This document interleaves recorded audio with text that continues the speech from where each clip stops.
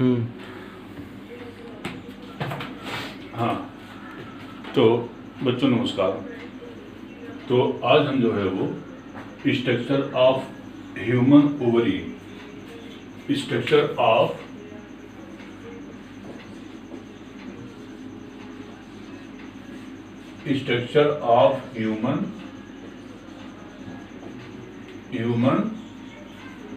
Human ovary और oogenesis के बारे में स्टडी करेंगे जो है वो। तो वास्तव में ये जो ओवरी होती है वो हमने जैसा डिस्कस किया था कि ओवरी जो होती है संख्या में दो होती है, राइट ओवरी और लेफ्ट ओवरी होती जो है वो। और ओवरी की जो लंबाई होती है 2 सेंटीमीटर होती है और मोटाई जो होती है इसकी 8 मिलीमीटर होती है वो। अब आती है कि एक बादाम के गिर के आकार का होता है, एक इसमें हिलस दबा हुआ पॉइंट होता है, इसको हिलस बोलते हैं। और वहीं से मीजो ओवेरियम और मेसेंट्री तथा लिगामेंट द्वारा जो है ये सधी रहती है श्रोण भाग से, तथा यह इसके अलावा यूट्रस से भी मेसेंट्री द्वारा ये सधी रहती है। अब आती है कि जिस समय हम इसका सैजिटल सेक्शन काटते हैं वो, ये जो पोर्शन है ये सैजिटल सेक्शन है वो, इसको बोलते हैं सैजिटल सेक्शन। जब इसका हम कटअप करते जो है वो, तो इस केस में क्या होता है कि इसकी जो ओवरी की सबसे आउटर कवरिंग होती है वो, माने इसमें तीन कवरिंग होती है, 3 लेयर होता है वो। एक जो आउटर कवरिंग होती है उसको हम बोलते हैं पेरिटोनियम।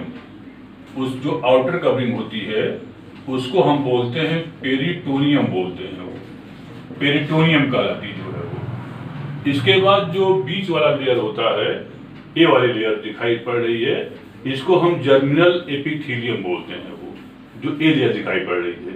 माने बाहरी लेयर जो होती है इसको पेरिटोनियम बोलते हैं वो। इसके बाद जो ये लेयर दिखाई पड़ती है इसको हम जर्मिनल एपिथेलियम बोलते हैं वो। और जर्मिनल एपिथेलियम के ठीक नीचे वाली जो लेयर होती है उसको हम ट्यूनिका एल्बुजिनिया बोलते हैं। माने ये यहाँ बीच होती है, यहाँ पर माने इसके नीचे वाली लेयर, इसको हम ट्यूनिका एल्बुजिनिया बोलते हैं वो। तो इस प्रकार में इसमें 3 स्तर होता है, बाहरी स्तर को पेरिटोनियम, मिड स्तर को जर्मिनल एपिथेलियम और अंदर वाले लेयर को हम ट्यूनिका एल्बुजिनिया बोलते हैं। अब आती है कि इसमें क्या होता है कि जो ओवरी होती है वो, इसमें ब्लड वेसल और नर्व की सप्लाई होती है वो। देखिए सब ब्लड वेसल दिखाई पड़ रहा है जो है वो। अब आती है कि इसमें जो माने की जो ओवरी होती है वो, तो जिस समय मतलब कि कोई डॉटर माने गर्ल होती है, माने कि जो बच्ची होती है वो, बच्ची का एम्ब्रियो जिस समय यूट्रस में पलता रहता जो है वो, माने गर्भ में ही, इसी ओवरी से लगभग 20 लाख, 2 से लगभग 20 लाख जो होता है, इसमें जो होता है प्राइमोर्डियल फॉलिकल का फॉर्मेशन होता है वो। माने जो एम्ब्रियो माने कोई फीमेल एम्ब्रियो है वो जिसमें गर्भ में पलती रहती है, तो उसके ये ओवरी से लगभग 20 लाख के आसपास जो है प्राइमोर्डियल फॉलिकल का फॉर्मेशन होता है वो। अब इसके बाद जन्म के समय अधिकांश प्राइमोर्डियल फॉलिकल नष्ट हो जाते हैं वो, और नष्ट होने को उसको हम एट्रेसिया बोलते हैं वो। अधिकांश फॉलिकल नष्ट जाते हैं और इस प्राइमोर्डियल फॉलिकल के नष्ट होने को इसको हम एट्रेसिया बोलते हैं, एट्रेसिया कहलाती है वो। अब आती है कि जन्म के समय सिर्फ 7 लाख प्राइमोर्डियल फॉलिकल बचते हैं वो। 7 लाख में से भी जो होते हैं ये इसमें मतलब कि प्यूबर्टी से लेकर के और लगभग 50 साल तक इसमें लगभग 400 से 500 माने 400 to 500 जो होता है प्राइमोर्डियल फॉलिकल्स जो होता है वह एक्टिव होकर के जो होता है वही ओवम के फॉर्मेशन में क्या होते हैं वो हेल्प करते हैं वो। अच्छा, अब आती है कि इसमें क्या होता है कि यहाँ देखिए इसमें जो होता है जनरल प्राइमोर्डियल फॉलिकल हो गए। तो शुरू में क्या होता है कि प्राइमोर्डियल फॉलिकल जो कि डिप्लॉइड होते हैं वो, इसमें क्या होता है माइटोसिस प्रोसेस होती है। माने oogenesis में क्या होता है कि oogenesis में माइटोसिस प्रोसेस होती है वो। तो जब माइटोसिस प्रोसेस होती है, चूंकि एवी2n होता है, तो इससे oogonia, माने क्या मतलब कि इससे फॉर्मेशन ऑफ द oogonia बन जाती है जो है वो, oogonia होती है वो। और एक प्राइमोर्डियल फॉलिकल से जो होते हैं 2 oogonia बन जाती है और दोनों जो होता है डिप्लॉइड होती हैं वो। फिर इसके बाद क्या होता है, फिर इससे बन जाता है एक, देखिए बीच में उस साइड बन जाता है और उस साइड जो होती है उस साइड के ऊपर एक लेयर का जो है वो प्राइमरी फॉलिकल, यहाँ पर एक लेयर बन जाती है। ये देखिए यहाँ मुझे दिखाई पड़ रहा है, इसको प्राइमरी फॉलिकल बोलते हैं जो है वो। एक पोर्शन होता है, इसको बोलते हैं प्राइमरी फॉलिकल बोलते हैं जो है वो। अब आती है कि इसके बाद क्या होता है कि इसी primary follicle after some time जो है वो, इसमें क्या होता है कि ए लेयर लगातार डिवाइड होती है वो। और डिवाइड होने के बाद ये देखिए 6 से 7 स्तर तक ये कहलाती है जो आउटर लेयर होता है, इसको ग्रेनुलोसा सेल बोलते हैं वो। तो ये माने कि 6-7 स्तर तक बन जाती हैं वो। और इसके बाद जो एक oocyte सेल होती हैं, oocyte सेल, तो oocyte सेल जो होता है पहले प्राइमरी oocyte बनती है और प्राइमरी oocyte से फिर क्या बोलते हैं सेल डिवीजन होता है वो, उससे सेकेंडरी oocyte सेल बन जाती हैं। लेकिन जिस समय प्राइमरी oocyte से सेकेंडरी oocyte सेल बन जाती हैं वो, इसी से पोलर माने मियासिस द्वारा 2 प्रकार की बॉडी बन जाती है। एक को सेकेंडरी oocytes बोलते हैं और एक जो होता है पोलर बॉडी बन जाती है वो। तो सेकेंडरी oocyte से पोलर बॉडी जो होती है वो चिपकी रहती जो है वो। अच्छा, अब आती है कि इसमें क्या होता है कि जो ए वाली जो होती है प्राइमरी oocyte, इसमें क्या होता है कि ये देखिए जैसे सेल हो गया, ए वाला पोर्शन जो यहाँ पर इसके और इसके बीच में लेयर होता है, इसको हम ज़ोना पेलोसिडा बोलते हैं वो। तो ज़ोना पेलोसिडा जो लेयर होती हैं, ये लेयर ग्लाइकोप्रोटीन से बनी होती है वो। और इसके बाद क्या होता है कि जो ए सब स्तर दिखाई पड़ती हैं, इसको हम ग्रेनुलोसा सेल बोलते हैं वो। एक महत्वपूर्ण पॉइंट छूट रहा है कि ओवरी जो होती है, ओवरी के 2 पार्ट होते हैं वो। एक तो मेडुलरी कार्टेक्स होता है वो, बाहर का पोर्शन होता है, और सेकंड मेडुला पोर्शन होता है वो। इसमें बड़ा इंपॉर्टेंट पॉइंट है, माने जो ओवरी होती है 2 भागों में बटी होती है वो।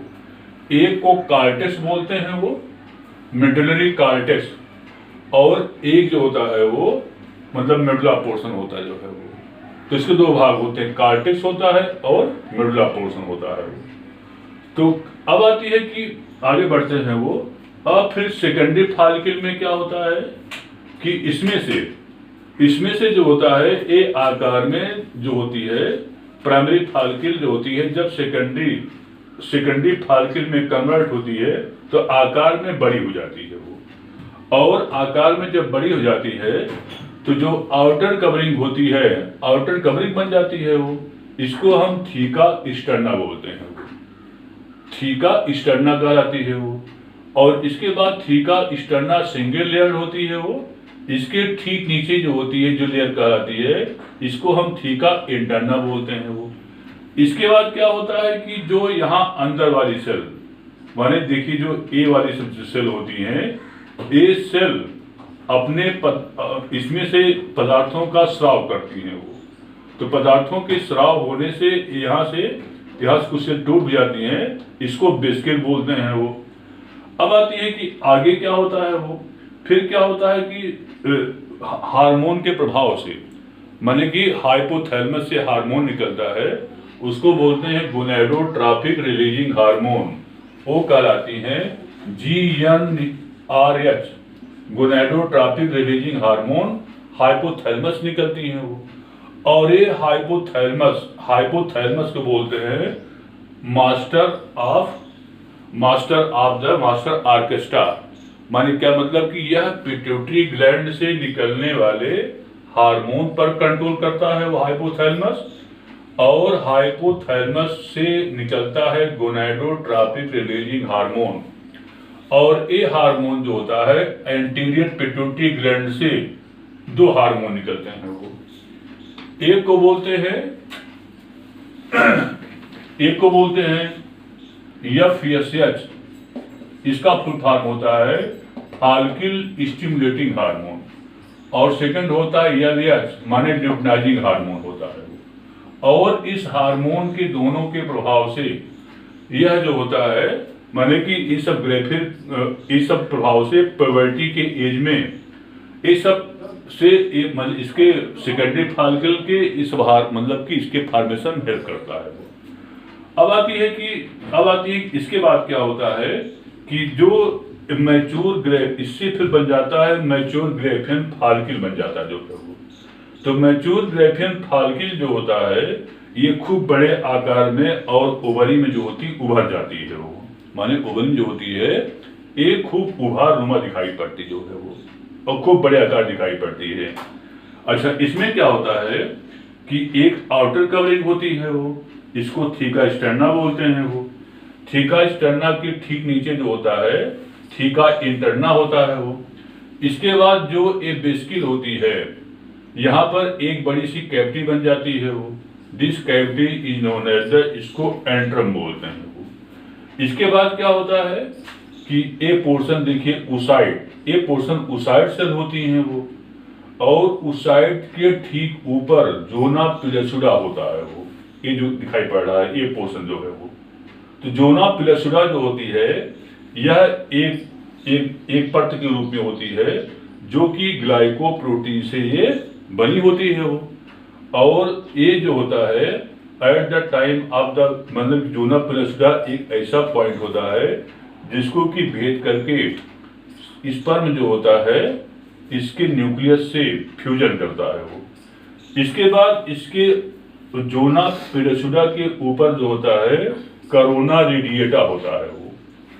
अब आती करोना रेडिएटा जो होता है ये भी सिंगल लेयर्ड होता जो है वो, और इसको भी भेद करके जो होती है इस पर आगे बढ़ता है वो।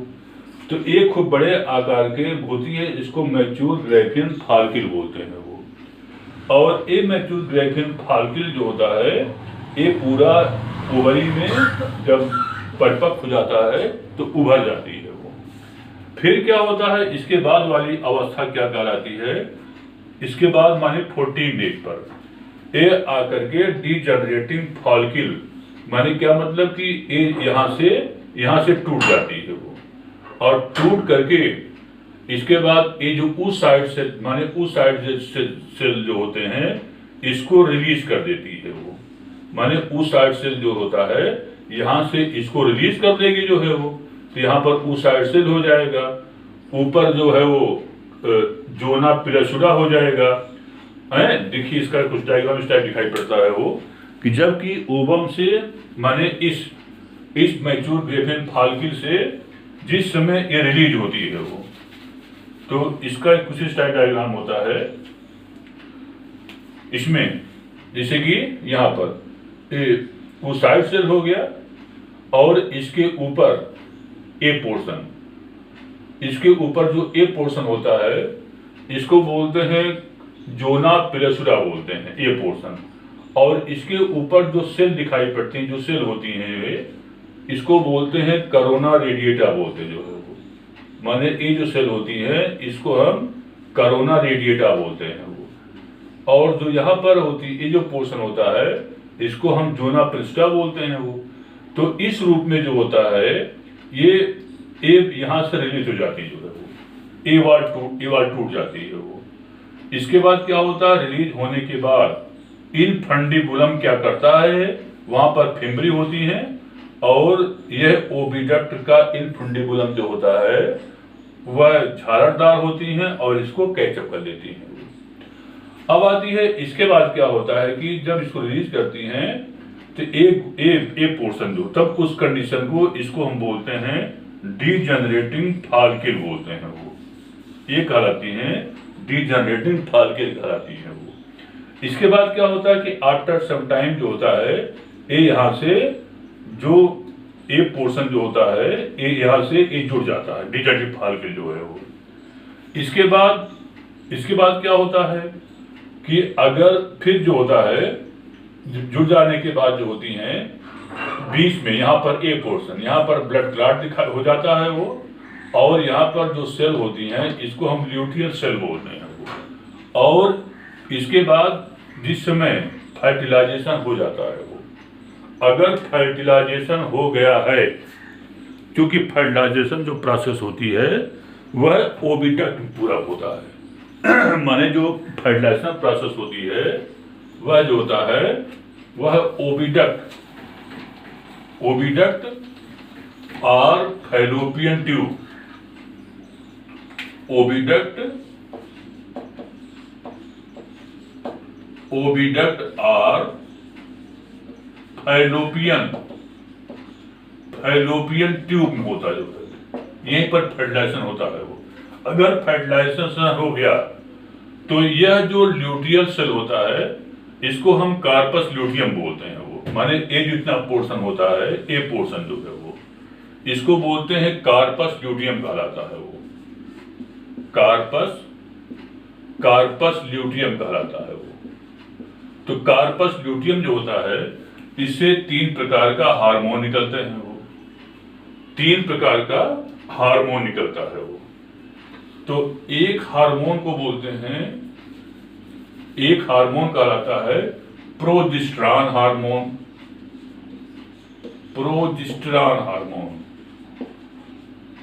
और नंबर 2 होता है ईस्ट्रोजन हार्मोन, और 3rd होता है रिलैक्सिन हार्मोन। तो 3 हार्मोन जो होता है इसी कार्पस ल्यूटियम से निकलते हैं। तो जो प्रोजेस्टेरॉन हार्मोन होता है, this hormone is known as the pregnancy hormone, माने ए हार्मोन जो होता है इसको प्रेगनेंसी हार्मोन बोलते हैं वो, प्रेगनेंसी हार्मोन बोलते हैं वो। क्यों बोलते हैं? क्योंकि यूट्रस में, माने कि जो फीमेल का यूट्रस होता है वो, जैसे मान लीजिए फीमेल का ये यूट्रस होता है वो, तो इसमें जो है मायोमेट्रियम और एंडोमेट्रियम, माने कि जो ये मसल्स होती हैं इस मसल्स को मजबूत करेगा, और इससे जिसमें कि बच्चे को प्रॉब्लम यहाँ पर माने एम्ब्रियो के डेवलपमेंट में प्रॉब्लम न होने पाए जो है वो। अगला होता है ईस्ट्रोजन हार्मोन, और ईस्ट्रोजन हार्मोन जो होता है सेकेंडरी सेक्सुअल कैरेक्टर को डेवलपमेंट करता है वो।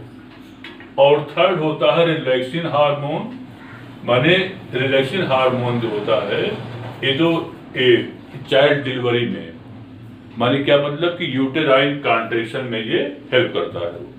और एक इनिविन नामक सब्सटेंस माने प्रोटीन का भी ये फॉर्मेशन करता है वो। तो इतना चीज जो है वो कार्पस ल्यूटियम द्वारा निकलता है वो। लेकिन ये तभी निकलेगा जबकि एक जो oocyte सेल होता है, एक oocyte सेल अगर फर्टिलाइजेशन कर जाए तो, अगर फर्टिलाइजेशन नहीं होता है वो, क्योंकि एक जो oocyte सेल होती है यह ओविडक्ट, जैसे मान लीजिए ओविडक्ट हो गया, और इसी ओविडक्ट में आकर के एक 24 आवर जो है ये स्पर्म का फर्टिलाइजेशन के लिए वेट करती है वो। इसके बाद ये डिस्ट्रॉय हो जाती है वो, तो माने कि और एक बात इसमें और आती है, जिस समय ओव्यूलेशन होता है एट दैट टाइम फीमेल में कुछ माने बॉडी का टेम्परेचर जो है वो बढ़ जाता है जो है वो, और सेक्सुअल इंटरकोर्स जो होता है, इंटरकोर्स की चाहत इसमें फीमेल में थोड़ा सा उस समय at the time of ovulation, जो कि 14 डेज नॉर्मल केस में होता है, तो वो उसमें बढ़ जाती है वो। अब आती है कि अगर संयोगवश माने 24 आवर टाइम पूरा हो गया है आवर और यह फर्टिलाइजेशन नहीं कर पाई जो है वो, तो ये डिस्ट्रॉय हो जाती है। और यह जो माने कि उस साथ डिस्ट्रॉय हो जाती है और कार्पस ल्यूटियम जो होता है वह छोटा होकर के एक कार्पस एल्बिकाइंस का फॉर्मेशन कर देता है वो, माने इसका आकार छोटा हो जाता है वो और कार्पस एल्बिकाइंस का ये फॉर्मेशन कर देता है वो, और ये कार्पस एल्बिकाइंस जो है कुछ समय के बाद जो होता है ये भी खत्म हो जाता है। तो अब आती है कि ये इतनी प्रोसेस रही, this is the structure of the human ovary and how the process of the oogenesis takes place. तो this is all about the इसमें होता जो है। और इसमें एक फीमेल में, in the case of female,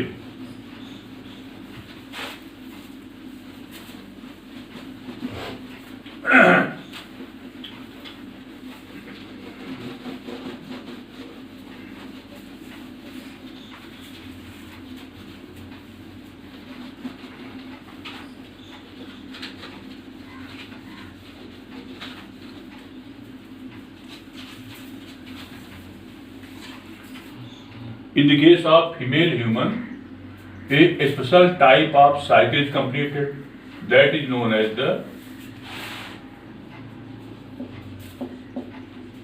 menstrual cycle, or it is known as the menstruation period।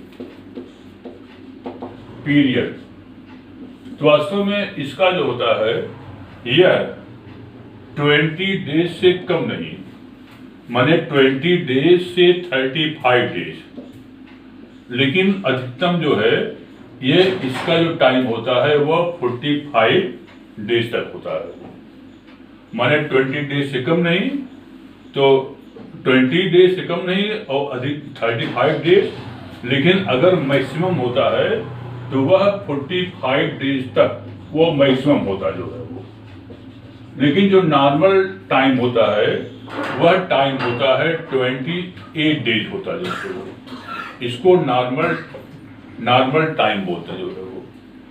अब आती है कि इस साइकिल में 3 कंडीशन आती है जो है वो, 3 कंडीशन आती है। नंबर फर्स्ट,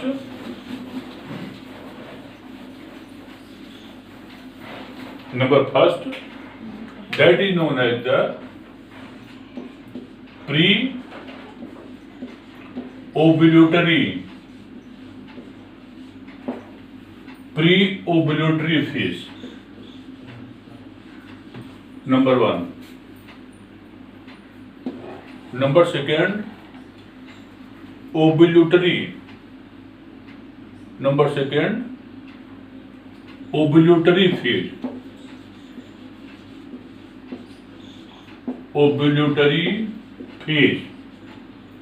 और नंबर 3 होता है पोस्ट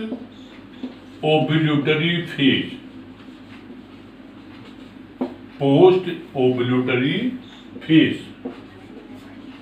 तो 3 process is completed in the case of the female. तो in the case of female, और इसमें हालांकि इसको फर्स्ट कर लीजिए, मेंस्ट्रुएशन कर लीजिए, फर्स्ट मेंस्ट्रुएशन। अच्छा, अब आती है कि इसमें 2nd, 3rd और 4th, इसमें क्या होता है कि नॉर्मल ए वाला जो टाइम होता है वो a from 1 to 5 days, 3 to 5 days, 3 to 5 days जो है वो, एंड प्री ओव्यूलेटरी फेज ये जो होता है 5 to 9 days, and ovulatory phase ये जो होता है 14 डेज जो है वो, 14 डेज, और इसके बाद जो होता है पोस्ट ओव्यूलेटरी फेज आता है। और इसमें क्या होता है, in the case of the menstrual flowing, इसमें क्या होता है वो कि जो यूट्रस की, मान लीजिए ये क्या हो गया ये यूट्रस हो गया जो है वो यूट्रस। तो due to the hormonal effect, hormones की कमी हो जाने के कारण जो है वो इसमें क्या हो जाता है कि जो अंदर की यहाँ पर इंडोमेट्रियम यहाँ की जो ब्लड कैपिलरीज होती हैं वहां पर ब्लड की सप्लाई कम हो जाती है, और ब्लड की सप्लाई कम हो जाने के कारण जो होती हैं ये ब्लड वेसल्स ड्राई हो जाती हैं, वो ड्राई पड़ जाती हैं वो। और जब ड्राई हो जाती हैं तो क्या हो जाता है कि चूंकि ये जो ब्लड वेसल्स होती हैं these are the stratified muscles होती हैं, वो एक कट करके जो होती हैं वो नीचे कट जाती जो है वो, और उसमें क्या होता है एप्रोक्सीमेट जो होती है 150 ml जो है वो blood is flowing, that is known as the menstruation period.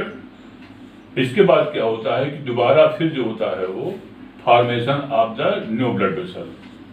तो this is all about the this cycle. तो थैंक यू।